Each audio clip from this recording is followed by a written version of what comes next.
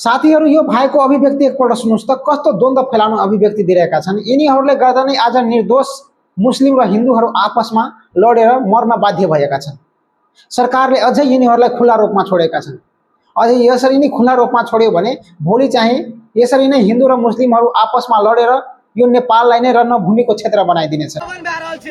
मुस्लिम की आबादी कम छे, ओतना मुस्लिम पर अत्याचार बंद करो ना तो घुसकी गई युवा सब जाग गेले घुसकियो में कम हिंदू छे ओकरो पर कार्रवाई भए सके छे। न त ई हमारी अल्टीमेट दे रहल छे। अगर जरूरत पड़ते हमारो कप्तानगंज आवे के पूरे तैयारी भए रहल छे युवा सब।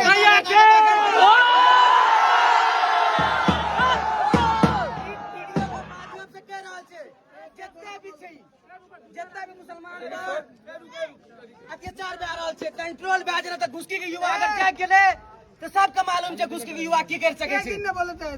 वीडियो के माध्यम से सब बता रहल छे वीडियो पर। साथीहरू यस्तै अभिव्यक्तिका कारण विपक्षी समुदायमा आवेग र उत्तेजना बढ्न जान्छ अनि समुदाय बीच द्वन्द्वको सुरुवात हुन्छ। त्यसैले चाहिँ सरकारले यस्ताहरूलाई खुला रूपमा छोड्नु भएन, चाहे त्यो हिन्दू समुदायबाट होस् या मुस्लिम समुदायबाट होस्।